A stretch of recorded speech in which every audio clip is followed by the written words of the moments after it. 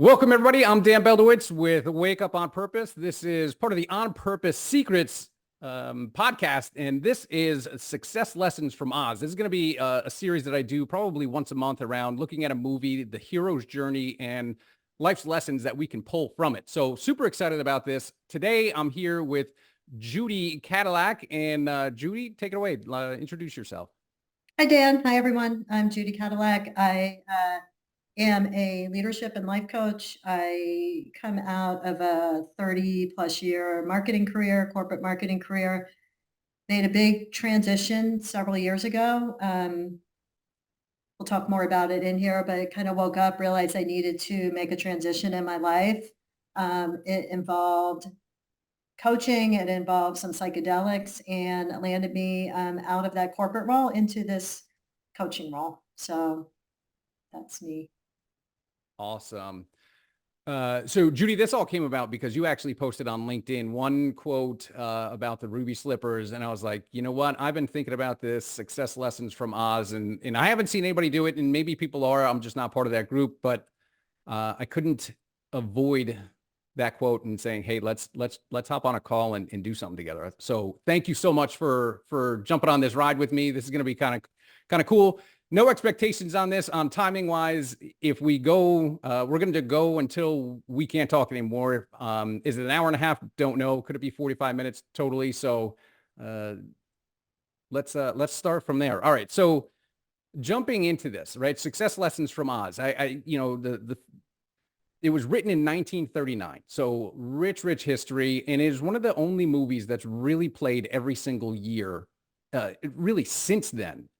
And it was funny. I was on a call with a business person the other day, and he sees in my background, he's like, the Wizard of Oz. I got the Wizard of Oz, ending scene in the background. And he's like, that is one of my favorite movies and super, super iconic in the writing and directing realm. So in him saying that it was really about Joseph Campbell's hero's journey this was really the first movie to kick that off and leverage it to a T so that it became almost the standard going forward in movies. So if we start just from the beginning of the movie, Judy, like where's Dorothy, in the ordinary world, like the first step of the hero's journey, where is she at? I feel like Dorothy is in this place where many people are living their 9 to 5. No, she's young, so she's just living in a small town. Not generally thrilled with her life, kind of bored. It's, I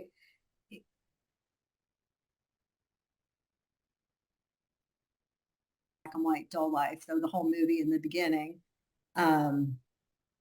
was obviously black and white. And I think she's just starting to get that call, she got that nasty neighbor and she's not feeling very appreciated and inspired. And she's having that first inkling, of dreaming of something out there and, what this journey might be, what there could be out there for her. Yeah, I think it's really cool. I mean, even just the way that they directed it and set it up was, that sepia, the black and white in the beginning and just her normal life on the farm and where most people are at. Most people are just kind of sitting in quiet desperation, thinking about what could be, right? And Yes. and then obviously breaks into song, right? So somewhere over the rainbow. Walk me through it. Like, what are your thoughts on the meaning of it and what does it look like for somebody else? So I will almost tear up. This for me is a super powerful part in the movie. And I'll take it back to my own self watching that growing up. I didn't have a super hopeful childhood. I mean, my childhood wasn't fabulous. And so watching her sing that song, I mean, one, her name was Judy Garland. There was not a lot of Judys growing up. So it was actually felt pretty fabulous. And it gave me hope. I get goosebumps even thinking about it. When I rewatched the movie a couple weeks ago, I had to watch that part over and over and sobbed for probably an hour. I think it was that feeling of she didn't know what was out there, but she knew there was something. And I can remember growing up singing that song in so many different situations to feel hope and to remind myself there is something out there. You might need to find it, but there's something out there. And I feel like that was just the great first setup of it. You see her being somewhat discontent and then shifting into that, I know there's something, what could it be? And starting to dream and starting to have a vision of what she might want, which is, look, it's where a lot of all of our journeys to change our lives usually start in some moment like that. Yeah, I love that. And now, I mean, that forward-looking piece, the wondering, hey, what else is there? There's got to be more.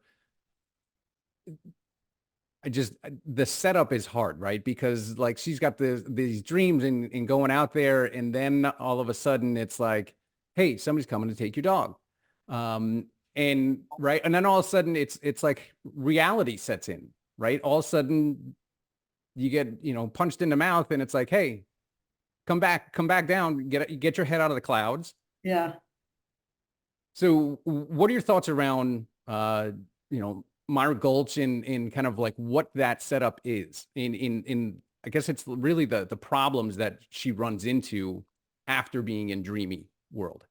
I feel like that dance is so much the dance of development, whether it's like in your career or in yourself, because you have that great moment. For me, often that'll come in a meditation. Like I'll be like, oh, it's all so clear and I can see the gumdrops. And then you come out and you get in line somewhere and someone cuts you off or something happens and you're like, and real life, you're butting up against it. I'd say I do work with psychedelics. My journey had psychedelics. I work with and without them with coaching. And I'd say it's very similar. You could have an amazing psychedelic experience and it's all so incredibly clear who you want to be and what it's going to look like. And then you start on the path and it's never an easy straight path. And usually real life and real people will come up against you because they're not in that psychedelic world or your fantasy world. And that's where the journey really starts, the journey of, do I have this clear vision and am I willing to start to work through these obstacles? So and that plays obviously directly into the call to adventure, right? So this is the hero's journey. This is where all of a sudden there's the call, and you have a Yeah. choice. You can Yeah. answer the call or you can deny the call. And in I know myself included, like so many others have denied the call. We refuse to answer that call, that inkling that you hear inside of you. Yes. Uh, and Dorothy, no different, does the same, right? Decides I'm out. I'm going to run away. Yes. Which is what, yeah, we all do that. The call gets louder and louder, but yes. Yes. So then she runs away and then runs into Professor Marvel, right? Yes. What are your thoughts on him? Like what obviously he plays a bigger role later in the movie, but in this form, when he's, the traveling, I don't know what he would be, but, crystal ball reader, Yeah. where do you see him playing in, and what role do you see him in, kind of faking Dorothy out and saying, hey, I'm seeing somebody crying at home who misses you. I think again that's what often happens in life. We'll either look to somebody else and take their version of what we should be doing or thinking, and substituting their own judgment for what we might feel because we think they're seeing something we're not seeing. Yeah. Uh, Which is kind of a cool tie-in just to a little bit later, which is the Scarecrow not having the brains or the mind to do it, but being able to kind of make up your own mind decision and where you're going yeah. to do it. Yes. Because you can get so quickly off track if you're substituting somebody else's judgment or vision for your own. Yeah. And so many times, right, in especially work situations, there's the saying out there that you're either building your dreams or you're building somebody else's. So, which is Yes. it? But without answering that call, the refusal of the call, then all of a sudden it gets louder. Yes. Yes. Right. And the getting louder in this movie, right? We see it becomes the twister, right? Now all of a sudden there's a tornado, which by the way, so I was watching this last night and had the doors open and all of a sudden it starts pouring. And all of a sudden, everybody in the house, all of their phones start lighting up red, and we get an emergency alert that there's heavy thunderstorms rolling through. And then I hear on the back, right like over my grill, I've got like a metal sheeting that's underneath the thing, and it's just hammered with hail. Oh my gosh. And we're in Orlando, like we're right outside Orlando. So all of a sudden, all the neighbors are texting everybody. And this one set on the other side of town, they have an inch of hail in their front yard. Oh And I'm no. sitting here watching The Wizard of Oz thinking, okay, hey, here it comes. So it was cool, super cool. But we get into it. Now the tornado hits, right? Now Yes. this is, walk me through like big life events. Where does this show up for you? You know, I'd say often the twister starts to happen, I guess, and you've said this, it's that call getting louder. So in my own life, along the way, I'll say I had little inklings that maybe I wasn't on the right career path. And that was a super inconvenient thought because I was making money and supporting kids. And I think sometimes these things change too, but I kept kind of tamping that down and I kept ignoring it. And then I actually, oddly, I did get a reading, which some people might think is crazy, but not too Yep. similar, from this professor who really called out to me, this is a big area of your life you need to be looking at. And I can remember at the end of the reading feeling like I gotten ripped off. I'm like, she doesn't know anything because I'm fine where I am. And then I got an even louder call and a draw to an ayahuasca ceremony, which for anyone that doesn't know is probably one of the most deep diving psychedelic situations you could put yourself into, and it's days of journeying. And that was that was my tornado. I would say, I mean, I've had other smaller tornadoes in my life, but when I watched the movie, I'm like, oh, that was a tornado. It's like shaking the snow globe. It's taking everything. I will say that journey took everything I thought I knew and everything I was hiding from and just brought it all up. And often, you come out of these feeling like you have been shaken up like a snow globe. But when things start to settle, you start to see things in a much clearer way. So for me, I'd say there were two major tornadoes in my life. One ultimately resulted in a divorce probably 25 years ago, and it was a significant, scary change that I had to face. And I waited until it was, a tornado. Um, and I did the same, I think, the second time as well. I am slow to learn to heed the call. I mean, I'm learning now.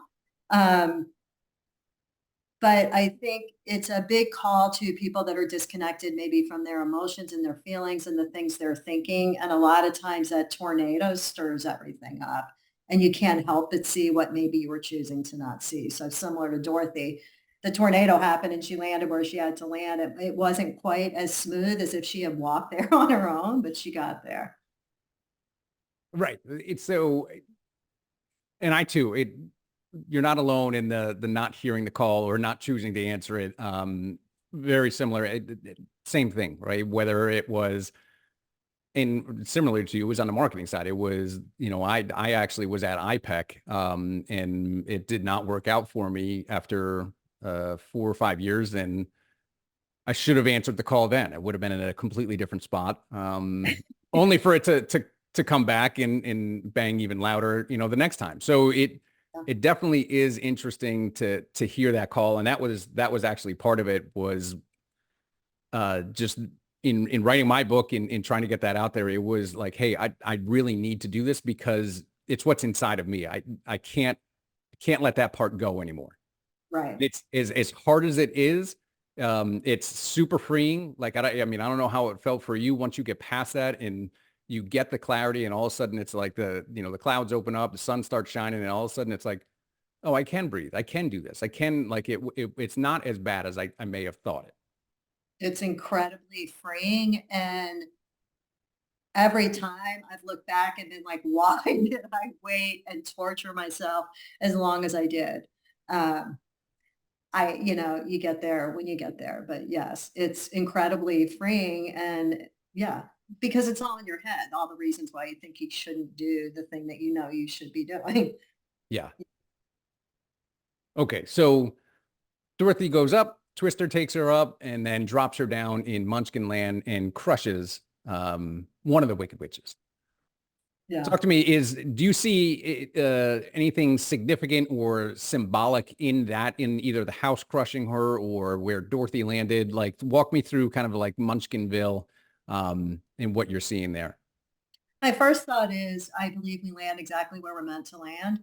And having that faith, she didn't maybe have that faith. She was in this twister, but she landed exactly where she was meant to land, even in a way that killed that witch. My first thought was just answering the call, whether it was by default because it happened to her, that kills the first witch, that first voice that's keeping you down. So that sense of freedom that you have on the other side, you suddenly are like, oh, this thing I thought, this witch, or even though you didn't know it was a witch, it's not there. And everybody's kind of celebrating her and happy because she's made this leap. And I think when we make those scary leaps, it's exactly what happens. Like you have so much support and people are cheering you on. Like the fear is like you're whatever, usually you're going to humiliate yourself or whatever, but it's not like that. And people reward that bravery of stepping out and.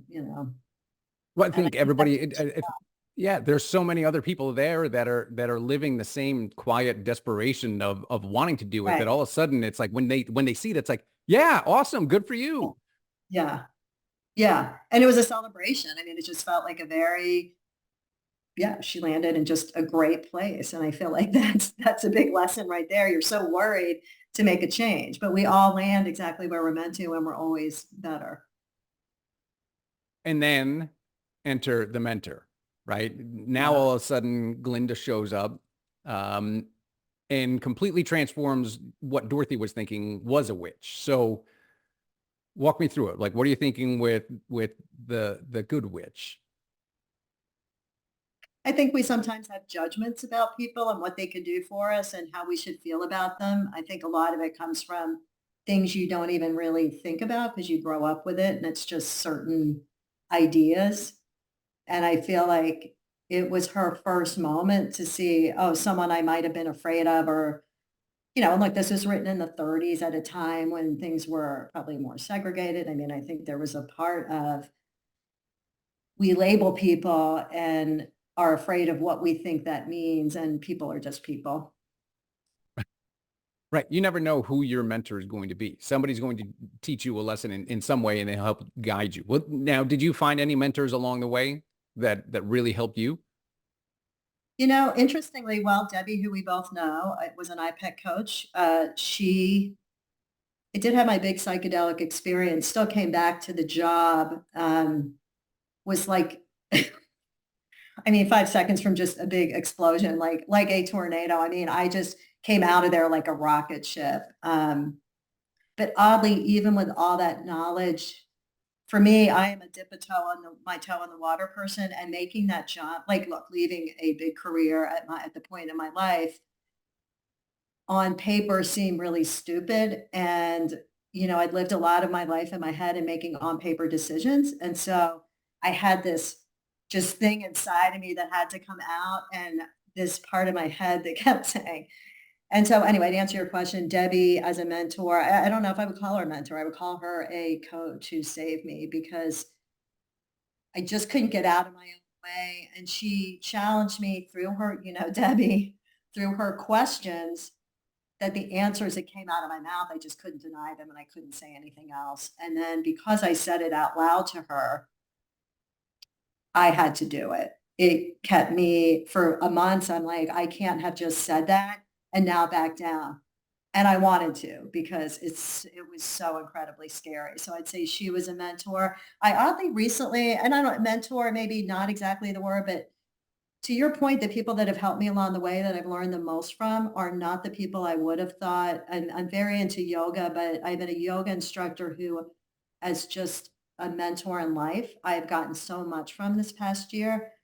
And I joined a women's group that's run by a really young girl who I thought, she's a Reiki person, but I thought, and she has helped me significantly. I mean, I have so much more business experience, but she has helped me set my goals in a way that work and has gotten me moving.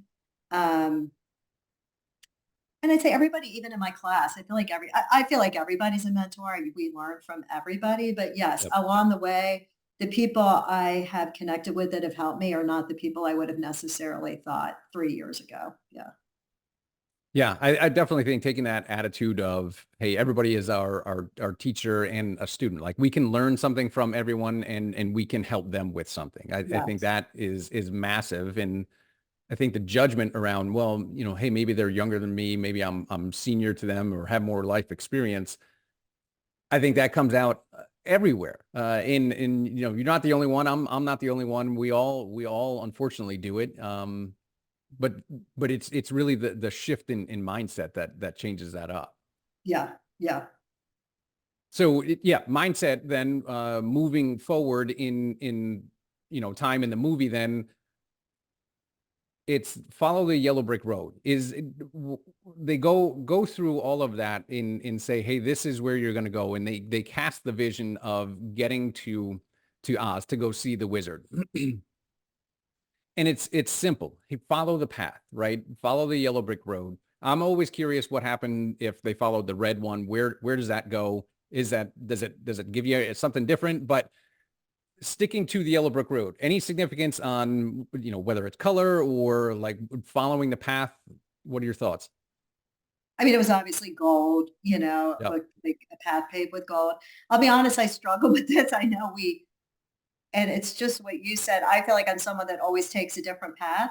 And um, I struggled a little bit with the premise that there is one path and it is the path to success. So I don't know what to necessarily make of it.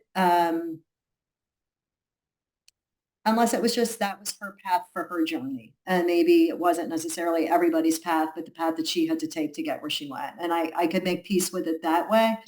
yeah. Um, and I think, because I don't, in general, I'm one of those people that always takes the path not taken. So this part, that's where I thought, well, maybe in a very clear business sense. And if you were trying to say this is a key to success, I think sometimes there are clear paths that you can take and you don't necessarily need to make your life difficult, making a new path. So I think it's I'll be about honest, getting. that's what I struggled with. Yeah, I think it's about, I mean, just start, right? It's take one step, and I Yes. think it's going to open up as it goes. And obviously we see that as she starts walking down the path, all of a sudden it's like, well, which way do I go?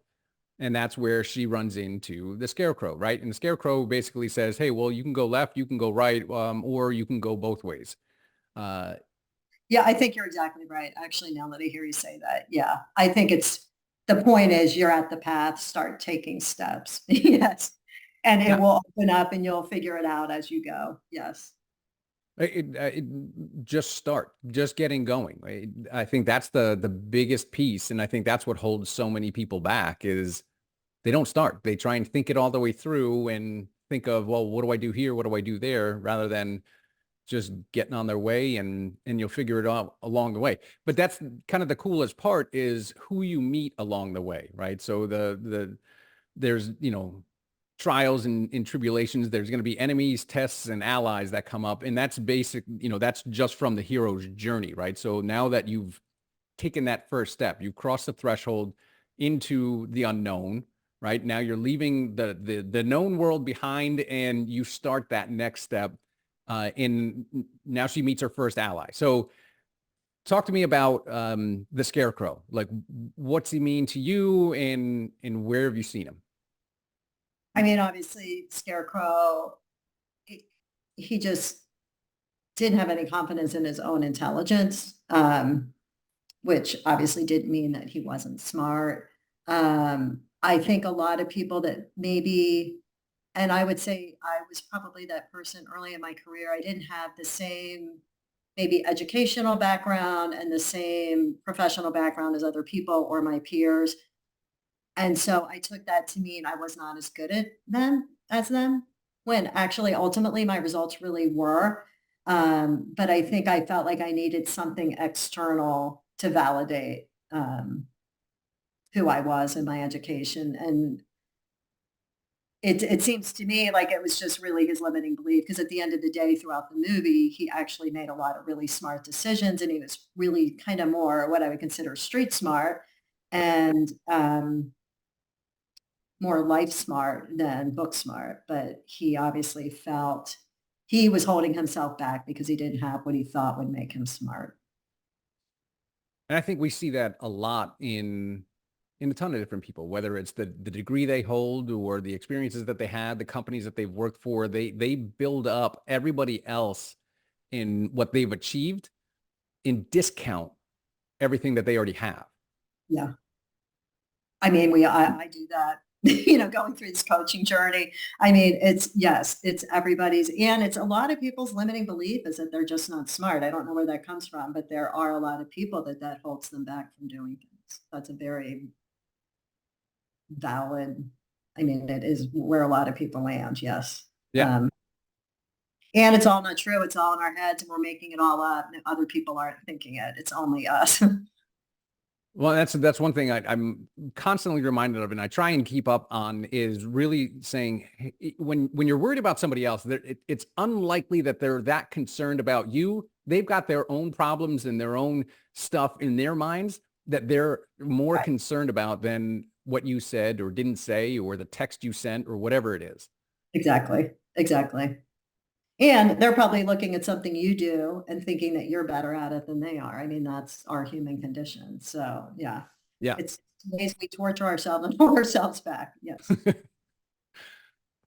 But I do love, so the one thing that I love that Dorothy did is she said, "Hey, here's my vision. Here's where I'm going. This is why I'm going there.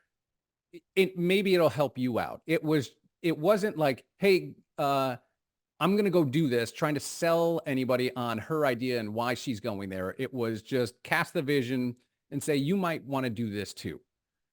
Yeah.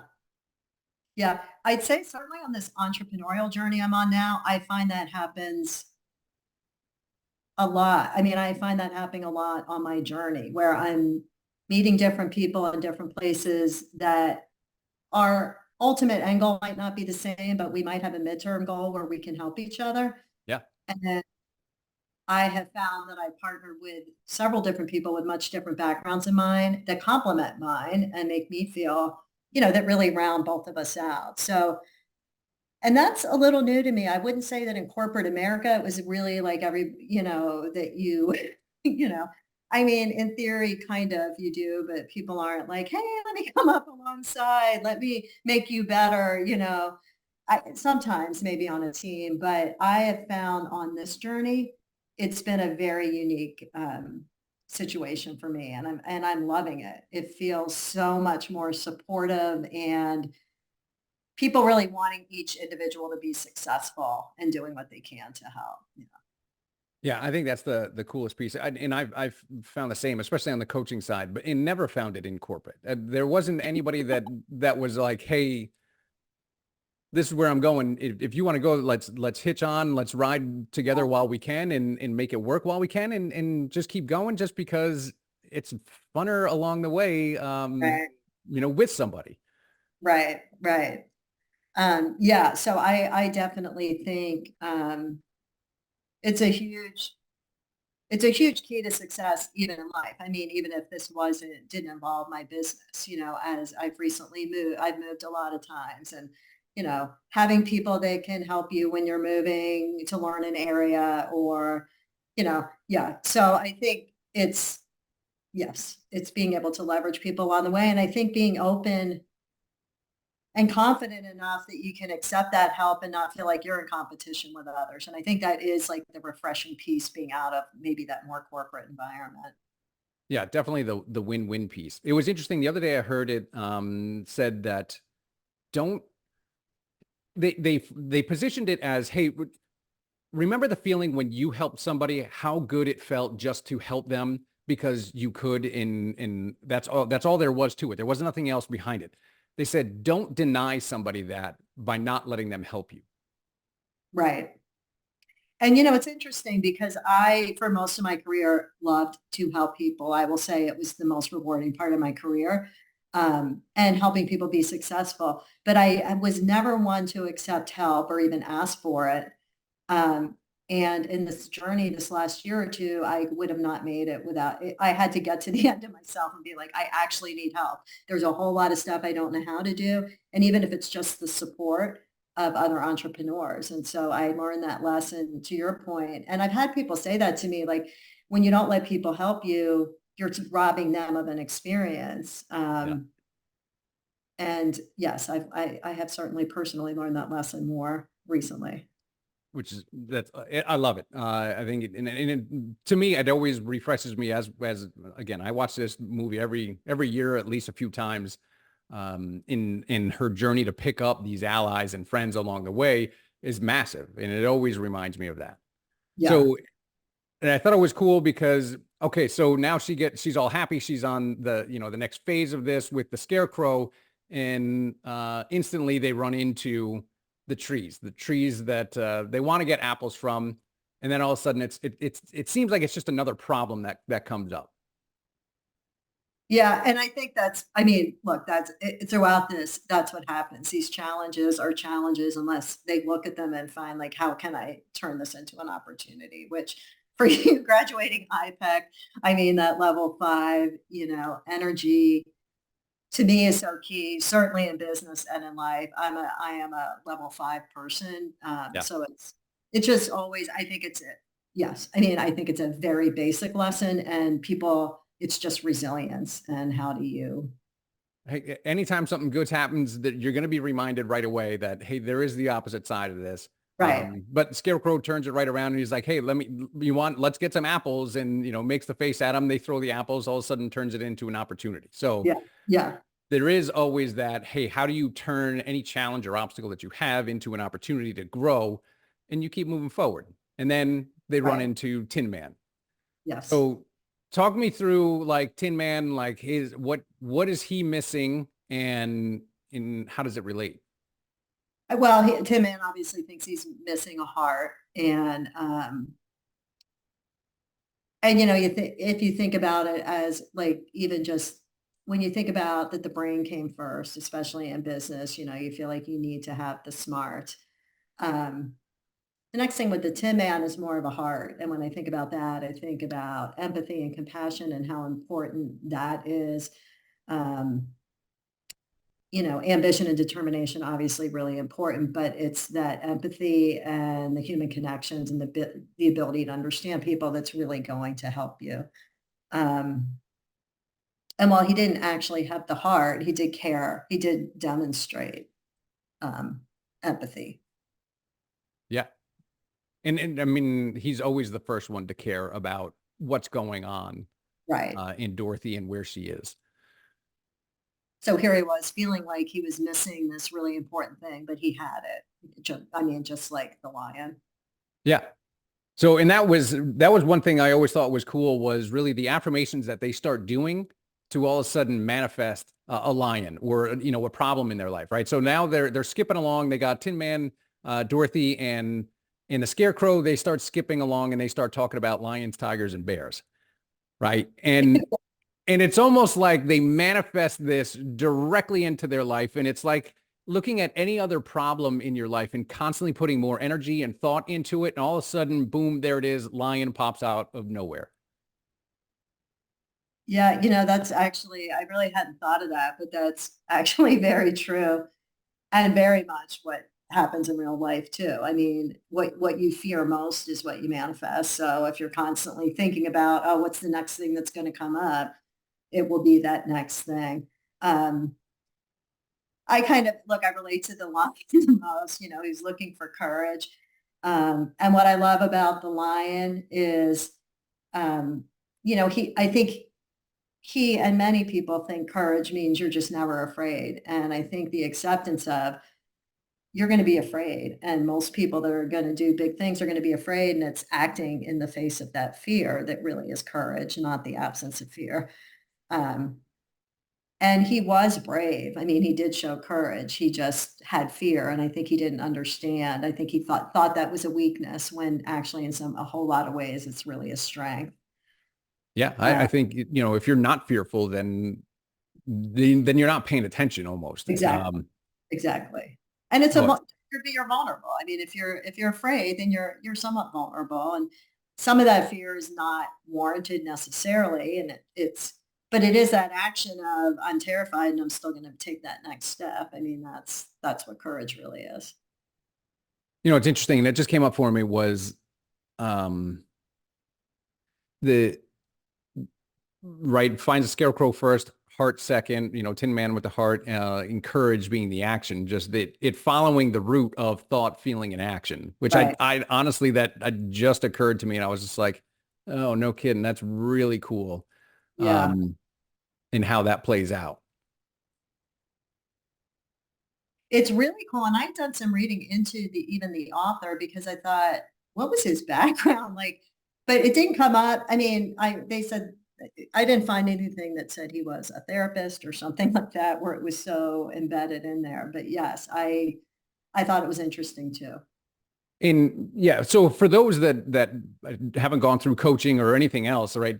The ancestor to every action is really a thought. But so if we follow it down, its thoughts are going to produce certain feelings, and those feelings are going to dictate what type of actions we take, and the actions that we take are going to really dictate what results we get. So if you're looking to change the result, most people start to try and change actions when we know that, hey, if you're just changing the action, you never truly change the initial thoughts that are inspiring those feelings that kick off those actions. So when you really want to make sustainable change, you need to start with changing the thought. That's why mindset is so huge. So as we go, right? So now they pick up the lion, and then they run into the witch again. And now the witch sends down the poppies, right? The field of poppies. They can see Emerald City, and they're all excited. They're like, hey, there it is. We're almost there. Let's go. And it's one of those things where it's like, hey, in life, we're going to run into obstacles. And right before you get to where you want to go, there's going to be something that comes up. Yeah, and it may not look like an obstacle because those poppies were beautiful. So like when you're watching, you're getting lulled into this like, oh, it's so beautiful. And we're just going to go through the poppies and then get there. And yet it was a dangerous place to be. And then they fell asleep. So they kind of, got a little lazy, they kind of got a little too comfortable, I'd say. And it was an obstacle, but they didn't see it because it looked kind of shiny and pretty. And I think that the way that you said it, the lull, right? Success can kind of almost lull you into a comfort zone. And that is why, hey, success is always one step outside of your comfort zone. So being able to take that next step, always feeling a little bit uncomfortable and in living with that and understanding that is truly where you're going to continuously find success. You're always going to have problems. They're always going to be. But when you start getting comfortable and you get lulled into that pattern, that's when something bad going to happen. And if you're, look, you always have to be focused on the vision, but you have to balance that with what's right in front of me right now. And I think they got so close to the vision that they weren't paying attention to right there, Yeah. which is how they got tripped up as well.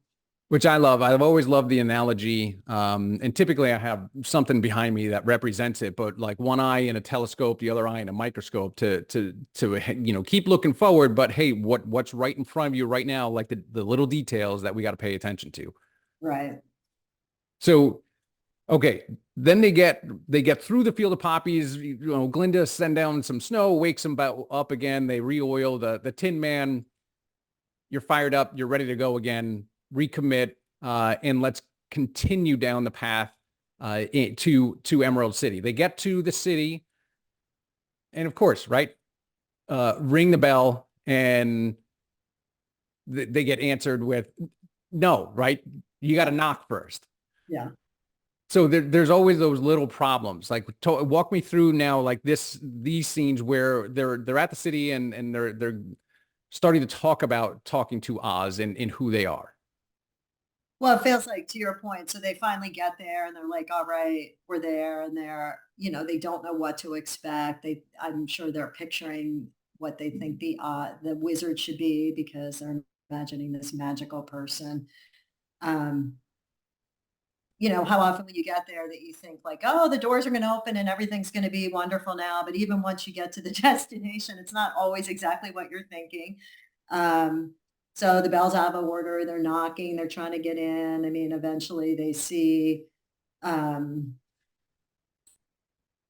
they can't see Oz, which is why they're there. And so it's like, again, it's like so close yet so far. And how often are we like that when we're like, at least for me, I'm like, all right, once I get past this, then like I'm there. And then you get there and you're like, no, there's still these little, you know, junky little things that we got to figure out.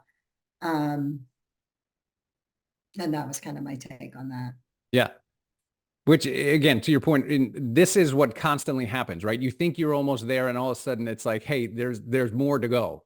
Yes. So I think it's really the expectation setting that has to happen, whether it's a goal we're going after or something in life. It's understand that this is all part of it, and it's not a no. It is just, hey, okay, here's another test, another trial, something else that you're going to have to overcome. If you set that expectation from the beginning and know that there's going to be all these trials, then it's not so bad. Yeah, yeah, I would agree because there's always that when I think about business, you know, nothing ever is a straight line. And even when you get to what you think the destination is or the goal, you often look at it and there's recalibration that has to happen. And yeah, nothing's ever that Well, straightforward and certainly not in life. Yeah. yeah. Well, even when they finally do get to see the wizard, right? It's just another setup. Right. Because once again, they're picturing, I mean, he turns out to be kind of a disappointment. I mean, you know, they have this vision of what a wizard is going to be. Um, and really, he's just a person that's flawed like them. And, you know, he's kind of hiding behind a curtain and he's a bit of a mess and not at all this magical person that they thought was going to fix everything. Yeah. Well, and he sends them out on another trial, right? At that point, the first time that they meet him, it's Oh, yeah. basically, hey, bring me the witch's broom, right? Yeah. But so one of my favorite questions, and it's actually what this thing says. So like when you tap it, it lights up and says, I am Oz, the great and powerful. Who are you? I've always loved that because the defining who you are, right, becomes your first affirmation. I am whatever. And Dorothy answers it, you know, if you will, I'm Dorothy, the weak and small, or meek and small. So any thoughts around like the self-affirmation of who you declare yourself to be in front of anybody? Of course. I mean, the way you speak about yourself is by far the most important, not even for the people hearing it, but for yourself and how you view yourself. So whether you're saying it out loud or saying it to yourself, it's that self-talk is obviously the most important thing about how you're going to feel about yourself. Um, you know, I'll say some of it I'll put in the time when this movie was made, but yeah, I mean, for a woman to say small and meek, you know, look, that was it's a little hard. Um, but yes, it's to your point, the I am statement, and look, certainly in coaching, but to be able to say I am strong and powerful is a whole lot different than saying I'm meek and small. Um, and it reflected how she felt about herself. I mean, that's that was, you know, Yeah. Unfortunately, it was just the thought though, right? Because ultimately she, you know, takes she's not down she takes down the wicked witch, and she's not. She proves she's not, which right. all of them prove throughout the entire movie. They're not what they thought they were. Right. I mean, it's all thought. Yes. I mean, it's only her holding her back with that thought. Yes. And looking to him he's the person that can fix my problem. Yeah. Yeah. So when we would, all right, so they kill the wicked witch, right? They do the whole dance around that. And they come back with it. And now let's dive into kind of like the part where they see the wizard. Like Toto reveals the wizard. Just he's back there, which is really cool. Walk me through it. Like, what's the sense there in the buildup and what you think you're running up against versus what reality is? I mean, again, and I think this happens all the time. Like if there's, maybe someone you're afraid to meet, or a boss, or like someone that you have projected all this power onto, a magic power that you think they have over you. It could be anybody in your life. And then really, once you really see the truth, of this person behind the curtain, which you don't always see that, he was nothing at all that he was projecting to be or what they were projecting. I mean, he was just a regular person. And I think, I mean, for me, like that's such the huge lesson. I mean, I guess is everybody's that way. I mean, the people we look at that we think, oh, this person can solve my problem, or this person is this. I mean, all of this was stuff in their heads. It just wasn't true. I mean, she thought Yeah. she was small. She thought he was powerful. He's no different than her, and they're both powerful within their own selves. I do think it's interesting that even the word that you were using was projection. Like, what are they projecting out to be? Because that's what then is perceived on the opposite side. Right. Right. And ultimately that's all Oz was a legitimate projection of this head with fire and smoke, and it was a loud booming voice. Right. Right. But how much do we let that kind of stuff get to us? I mean, Well, I mean, so the reason I have this in particular technically was as we were going through IPEC, and this was really the Gremlin project. Mine was Oz. I mean, this is what I brought in. Like personally, mine uh, was always Oz. That was my gremlin was Oz, and it was somebody who was older than me, who I thought knew more than me, and they had their own projection of who they thought I was, right. and trying to live up to that always killed me. And that's why like answering the call was so terrible for me, because it was like, why are you playing small? Like, why do you want to go do this? Why, like, you're so good at this. Why do you even want to entertain something different? Right. And like, where did that show up for you? Oh, for sure. Well, I mean, look, it's shown up for me a lot of different ways. I'd say something I probably struggle with less is maybe giving, how did it show? Um, I think I set certain expectations on myself that I mean, oddly, I am the wizard and I'm Dorothy. So I think there were times that I had certain expectations of myself that were certainly unreasonable, but then I tried to keep up with them so that I should be almost perfect and I should be able to take care of everything. Um, and I feel like I shut my own voice down when it was saying this isn't the right time, this isn't the right situation to be in. Um, I didn't really have parents or someone that I'm like, well, that person. I guess at the end of the day, if there's anyone that has some power over me in that way, it would be my kids. They're grown, they're adults. And when I made this change, my older son was maybe 35. They're in their 30s and they have careers. And some of the things I'm doing or the way I made this change based on the vision I had of who a responsible mother and grandmother is and how I take care of my kids and how I show up for them. It was a little bit that, what are those? I needed to know they were okay with me shifting and kind of becoming more of who I was. And I'd say when it showed up again, I mean, I don't really like to admit this, but when I was starting to really have to promote myself on social media, I have a pretty big LinkedIn network. It took me forever to put anything on LinkedIn. I Yeah. never posted my journey. I never posted that I was leaving my career. I posted, it was crickets.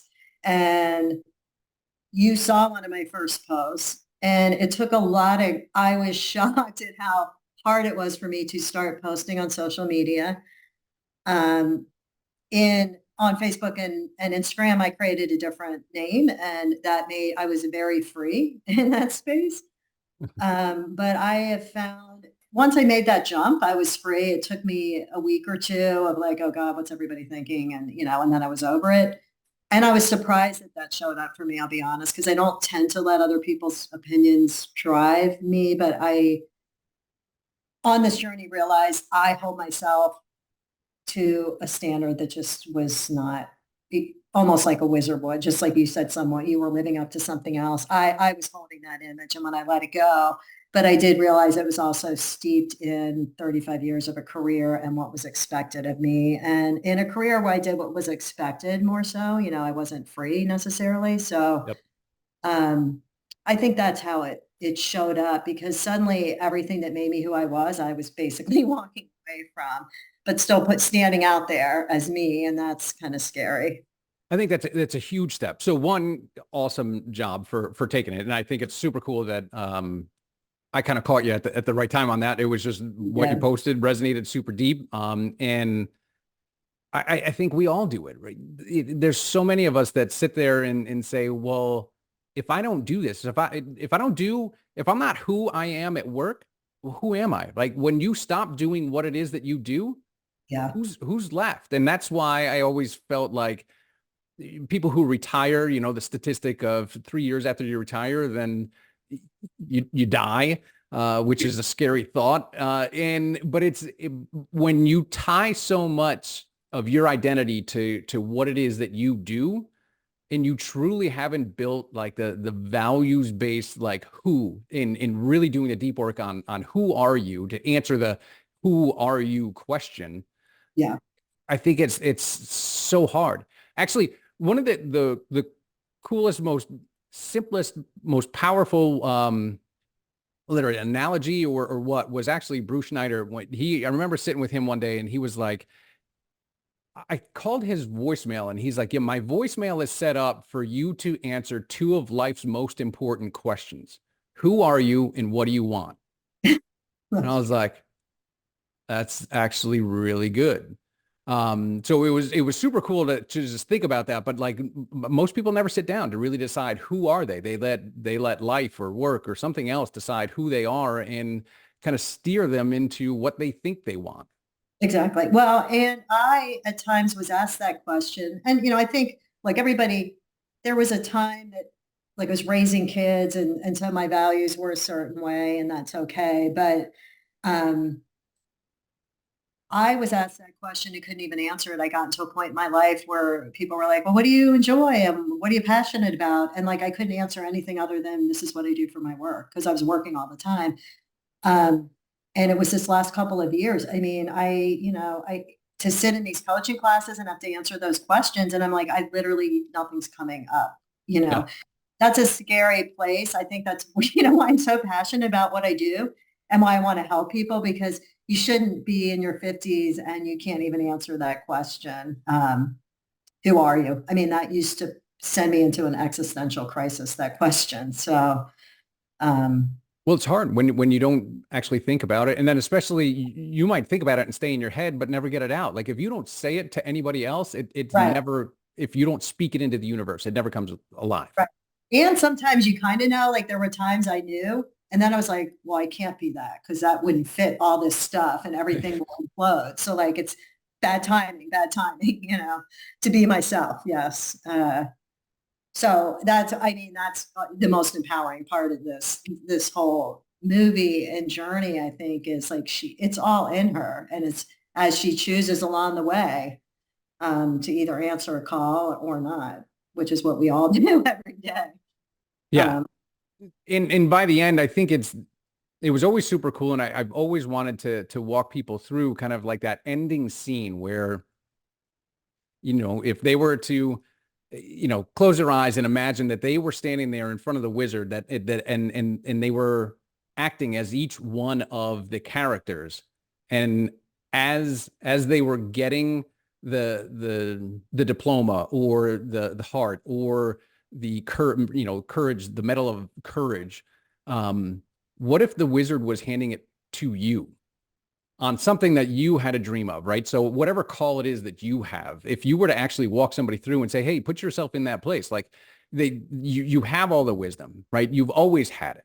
And now I'm going to bestow an honorary degree in you have it, right? In for the feeling, the heart, here's your heart, here's the passion, here's the empathy for it. Like feel into that, like be who you are truly and passionately go after what it is that you want and know that here's the medal of courage to actually do it, to take that next step, to go out and protect and take the actions that you already know are necessary to take. That's what it always is closing that knowing doing gap. You know there's something that you should be doing. Just go out and do it. Yeah.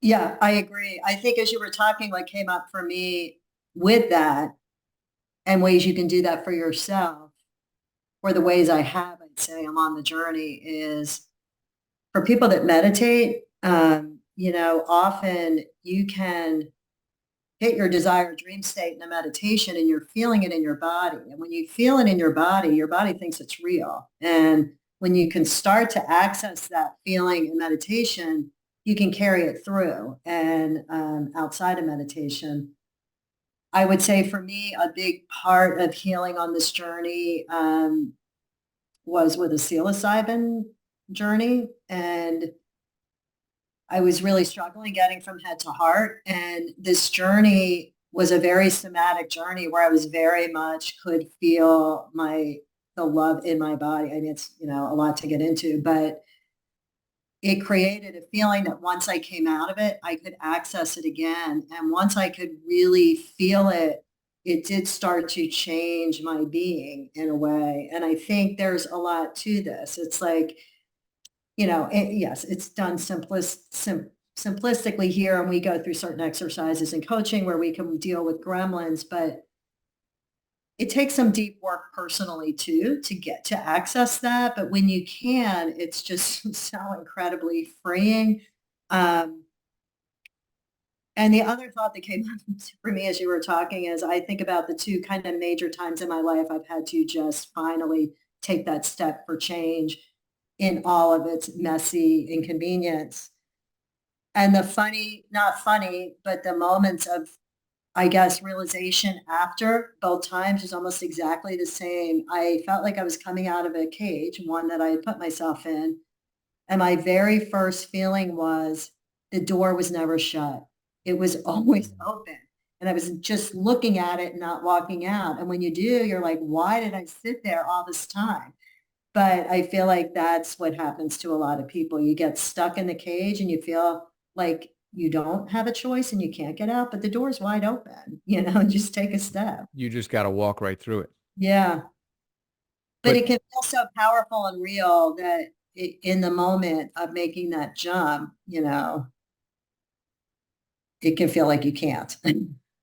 yeah. Well, and that's the thoughts and the feelings keep you Right. stuck. Like you're not sure. That's where, and that was where I kind of really wanted to dive into. Like the unlife was like, hey, it's like you're unclear on what to do next, or uncertain on what it's going to look like or what it's going to feel like, or even uncertain or unclear or unconfident to take the next action, or uncourageous to take that next action. So that was why I really wanted to do the undoing the unlife series. To start peeling those things back, because once you can start taking one little step, and it's Yes. in one area of your life, any Mhm. area, pick one area, because I guarantee that starts to translate to something else. It does. Yes. Because So, your being shows up differently. Yeah. Because well, you're teaching yourself. You're like, I'm showing up for myself. And oh yeah, I can do this. This is how, that's how it builds those neural pathways. yeah. Talk to me in you mentioned it on the ayahuasca journey and just like the whole psychedelic thing. Like how, like, a lot of people have the whole psychedelic thing tied to this with Pink Floyd in the songs and everything, but like, walk me through, like, what does that look like on psychedelic coaching, or like how does that work? Well, so there's two ways. I do work with clients similar to probably you do, just regular coaching. Some of those clients want to try microdosing. So that means a very low dose of often psilocybin. It's imperceptible. So it's not like you're seeing visions or anything. You would almost not realize you're on it. The benefit of microdosing is as you're working through, let's say, these gremlins, or trying to really identify patterns in your life that aren't working, areas you maybe want to be more courageous. Um, It's really the same process in your body and brain, but it's quicker and you will get insights quicker and deeper. So you'll start to draw correlations between your behavior and the results you're getting. You'll start to notice, once you're aware of something, you'll start to see it everywhere quicker. So if you're working on something, you will very quickly have that mental space to observe your own behavior in a situation and start to be able to modify your own behavior. And so microdosing for me, I've microdosed on and off for several years. Many people microdose for depression, for different type of, I have a lot of joint pain microdosing. So there's a whole lot of things that microdosing helps with, but I would say the general coaching and what we do is pretty similar. Now, when I work with clients who microdose, I work first on developing, I like clients that have some kind of mindfulness practice daily, because if you're going hard and fast all the time and you're not taking 10 minutes to meditate or have stillness, a lot of the work of change can't happen, because it Yeah. happens in stillness and awareness. And then the other way I work with clients, and the way I also had a lot of growth, was in these larger dose journeys. So whether it's, I mean, there's a whole lot of different medicines that people can work with. I personally, mainly with folks that I work with, will work with psilocybin, so mushrooms or LSD. You can take a heavier dose. It's kind of like a 4 hour. It's honestly this whole thing. It's a heroes. They call it a hero's journey. A lot of people do it with a playlist that Johns Hopkins developed for research, and it's a hero's journey playlist. And the music is actually designed to take you through all the ups and downs. Um, but there's many different ways to do the journey, and it doesn't have to be that way. What struck me as we were preparing for this conversation is, if somebody had gone, I would work with somebody ahead of time before they do this journey. I might sit with them, or they might be going somewhere to do it. But we would do a lot of intention setting ahead of time, a Mhm. clear vision of what they're trying to accomplish. So very much like this, um, understand.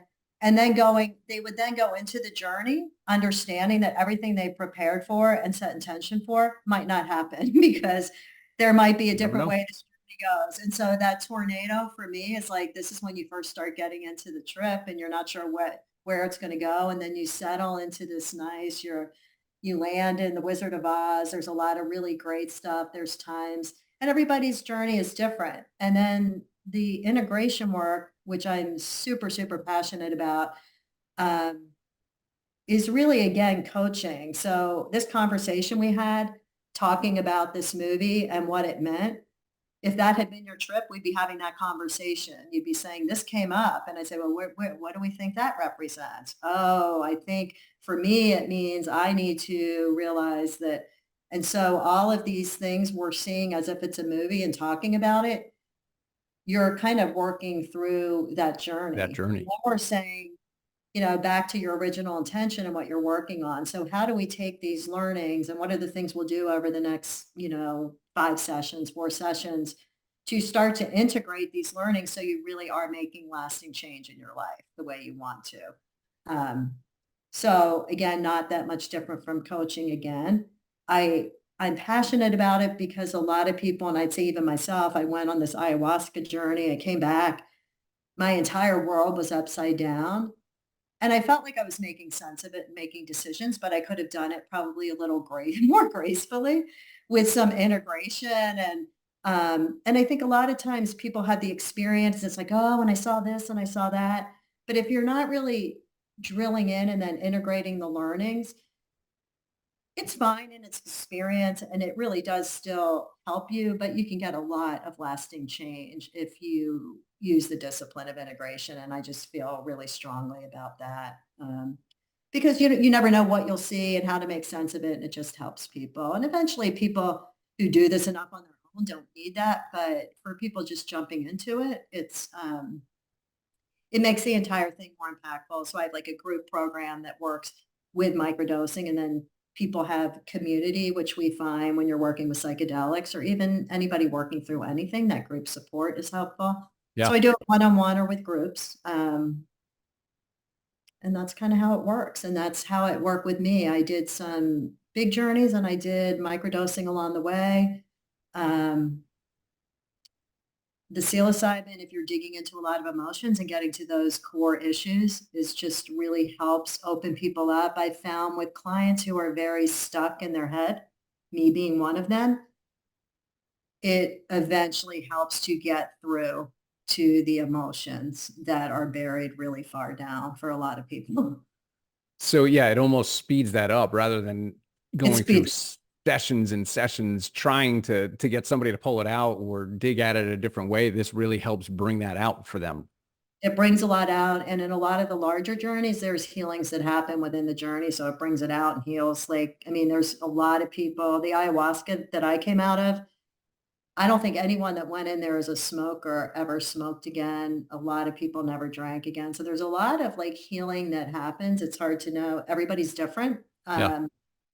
But there is a lot of also healing. But yeah, even on the microdosing side, it gets you to that core a little quicker. What I tell people is if you're not comfortable getting into your emotions, it's probably not good to do because if you're not used to feeling emotions, you'll start to feel them. And that's how healing happens. But it can be different for a lot of people. Yeah, that's so interesting. And I think there's so many people that just kind of suppress all of the emotions and never really truly, Yeah. right, live into them to experience it Yeah. and truly understand.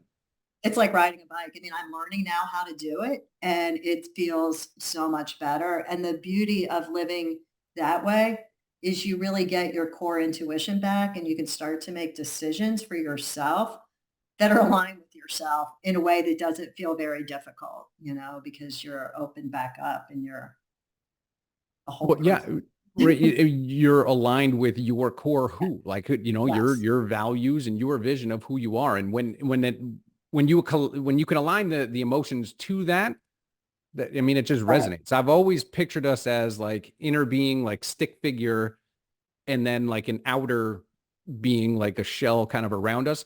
But in between those two, that there's like this jagged line that to me is almost like electricity. But that's like to me that's the feeling between your inner being and your outer being. And when the inner being and outer being resonate together, things are very smooth. Things feel good. And you can use it as your emotional guidance center, right? It's just where you're Exactly. going, what you're doing, and who you're being. Yeah. I mean, look, it's how we're supposed to live, but I think most of us just don't live that way. Yes. Yeah. Awesome. Love it. All right. So I think we're kind of wrapping this up. Any final thoughts on Wizard of Oz or on success lessons from it or your Yeah. journeys? I'd say the only last thing that struck me with my journey or, that followed is, at the end, it's kind of like everything goes back to, your home, your roots.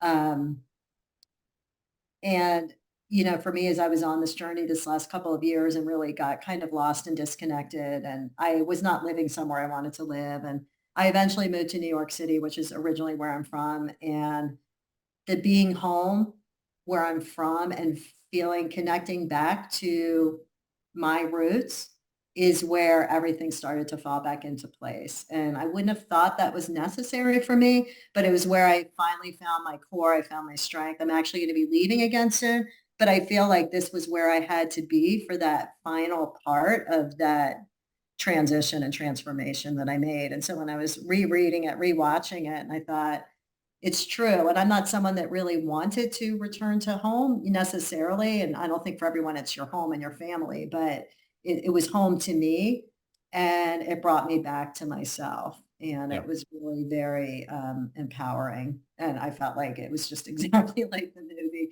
which is just funny when you're like, you feel like your own journey is so unique. And it's like, it's basically the Wizard of Oz.